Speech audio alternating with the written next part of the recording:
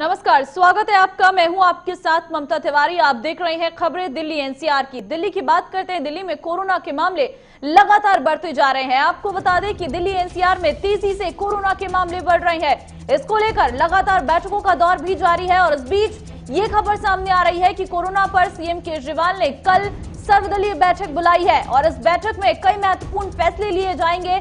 आपको ये भी बता दें कि सीएम केजरीवाल ने बीजेपी कांग्रेस को भी न्योता दिया है। इस बैठक में सभी पार्टियों के नेता मौजूद रहे। ये सीएम अरविंद केजरीवाल की तरफ से कहा गया है। केंद्र अतिरिक्त 750 आईसीयू बेड देने जा रहा है, ये अरविंद केजरीवाल का कहना सामने आया है। आपको बता दें, जिस तरीके से कोरोना की रफ्तार बढ़ रही है और जो मामले लगातार सामने आ रहे हैं, इसको लेकर कहीं ना कहीं सरकार पर तमाम सवाल उठ रहे हैं। सरकार के सामने कई परेशानियां हैं और इसको लेकर दिल्ली की सरकार लगातार केंद्र सरकार से बातचीत कर रही है। और इसी बीच ये बड़ी खबर सामने आई है कि कोरोना पर अरविंद केजरीवाल ने एक सर्वदलीय बैठक बुलाई है। चलिए आपको बताते हैं दिल्ली में कोरोना के हालात क्या कुछ है।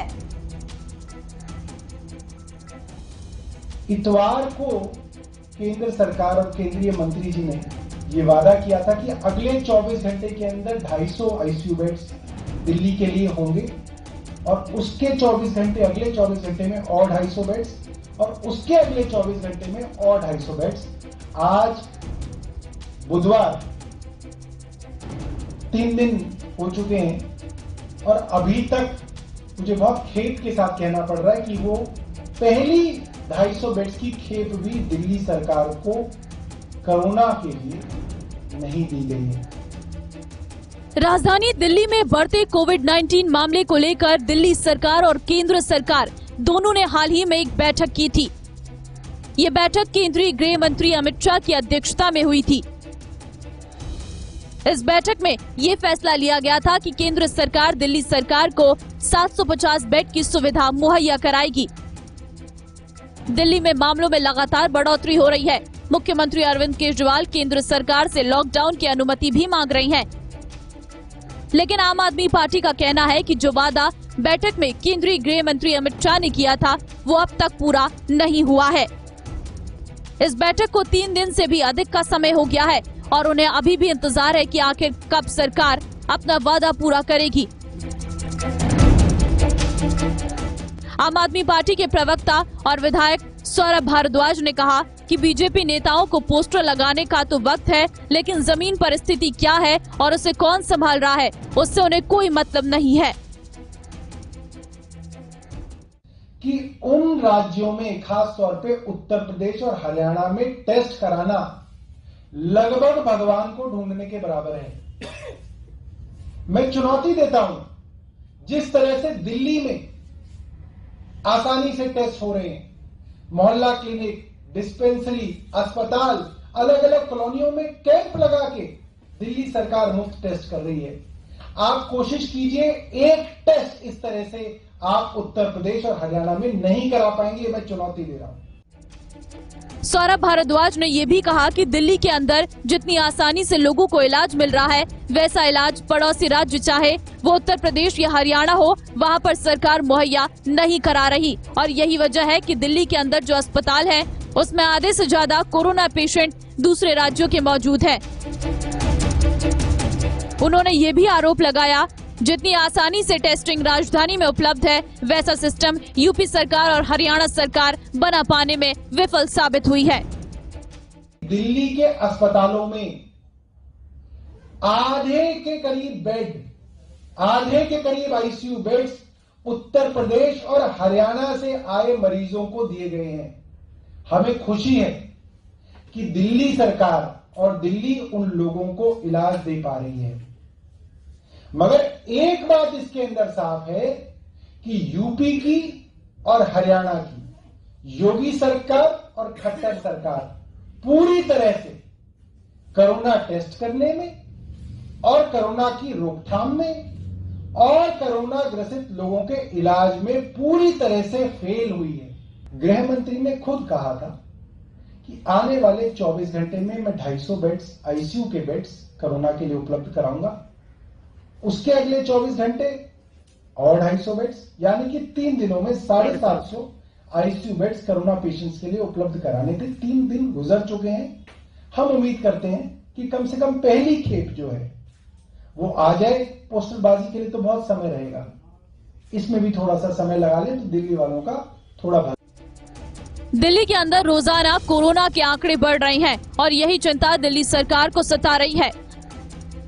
हालांकि दिल्ली सरकार का कहना है कि फिलहाल स्थिति नियंत्रण में है, लेकिन अगर इसी तरीके से मामले बढ़ते गए तो आने वाले दिनों में दिक्कत का सामना करना पड़ सकता है।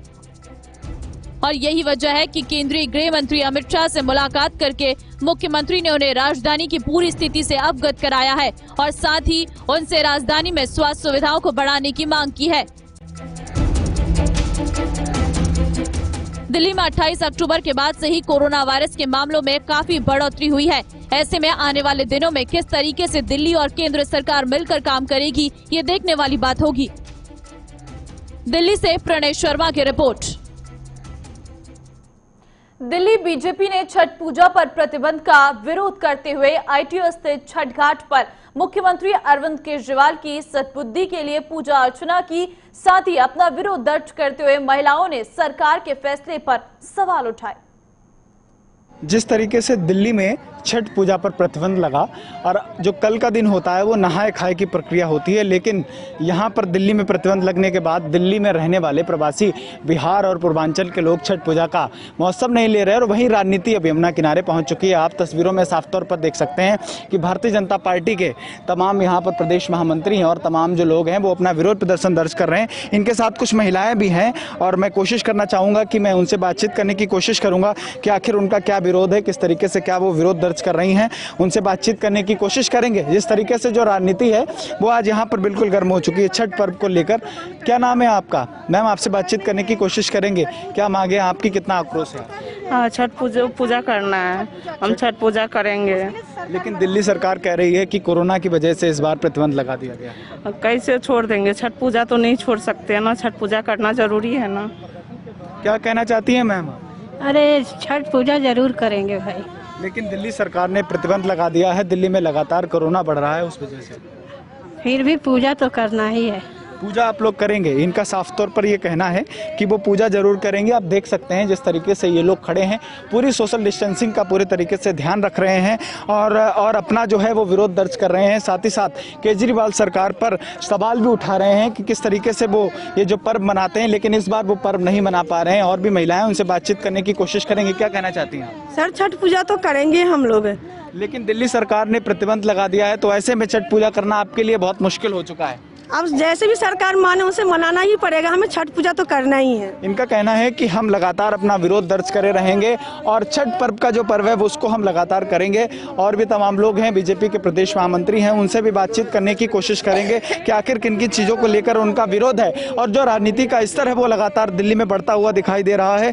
सर, क्या कहना चाहते हैं आप? देखिए, दिल्ली के अंदर घाटों की स्थिति को केजरीवाल सरकार ने सुधारा नहीं, पानी अमोनिया युक्त है। दिल्ली के अंदर अगर वो चाहते तो छठ की पूजा हो सकती थी। हम सब लोग दिनेश जी के नेतृत्व में यहाँ सब आए हुए हैं और इन्होंने कल भी प्रदर्शन किया, हमारे महामंत्री हैं, और आज भी एक ही मांग है लगातार कि आप छठ मैया की पूजा करने के लिए क्यों रोक रहे हैं, इसकी व्यवस्था क्यों नहीं करी है। केजरीवाल सरकार फेल हो चुकी है।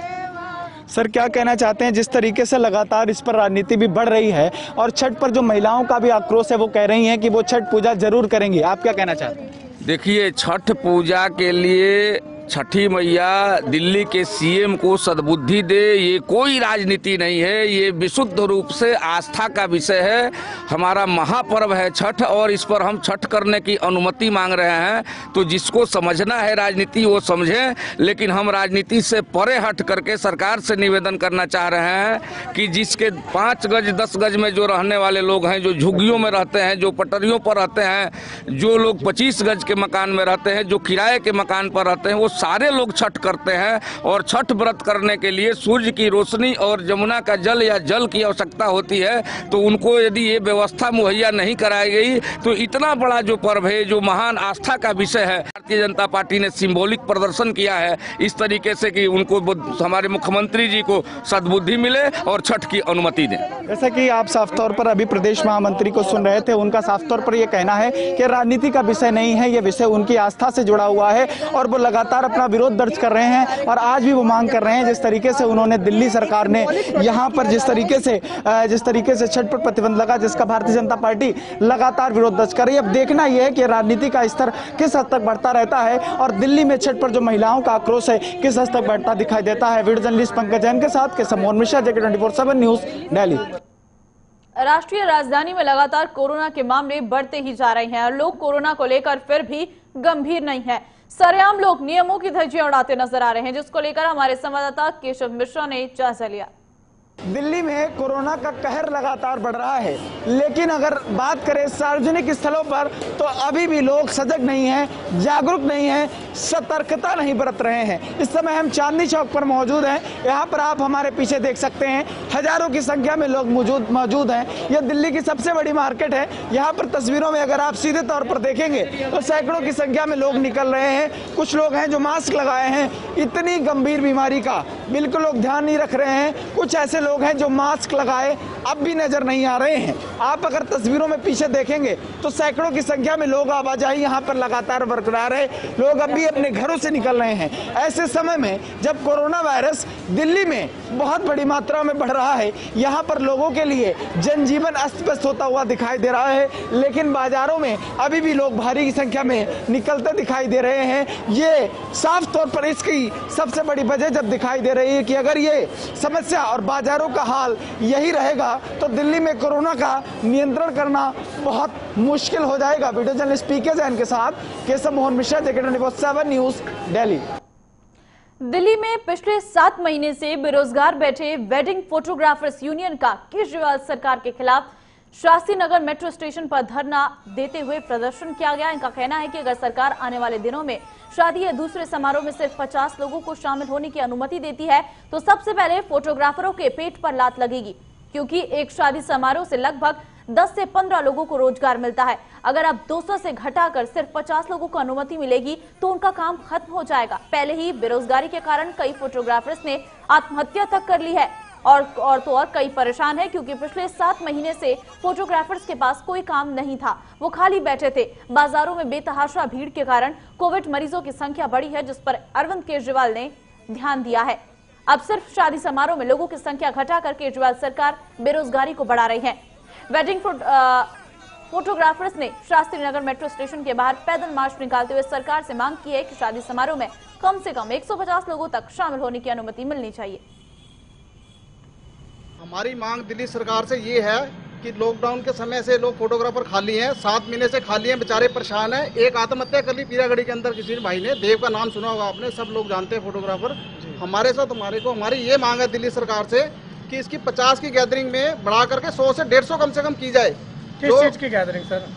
जो शादियों की जो गैदरिंग इन्होंने रखी है 50 लोगों की, 50 लोगों में एक शादी होती है तो 100 लोगों का रोजगार उससे जुड़ा होता है। अब 50 की गैदरिंग में कौन कमाएगा? लोग बेचारे आत्महत्या करने के लिए तैयार है। लोगों ने इतना कर्जा लेके कैमरा लिया अपना। अभी 200 लोगों की गैदरिंग थी, लोगों ने कैमरे लिए हैं, नए खरीदे हैं। अभी पहले 7 महीने की वारंटी उनकी खत्म हो गई, दोबारा से लोग ले रहे हैं, उठ रहे हैं। अब उठे हैं कि सीजन तैयार हो रहा है, उसके बाद में सरकार ने 50 बंदों की गैदरिंग कर दिया। चलिए वक्त एक ब्रेक का, ब्रेक के बाद आपको दिखाएंगे फाइनल रिपोर्ट।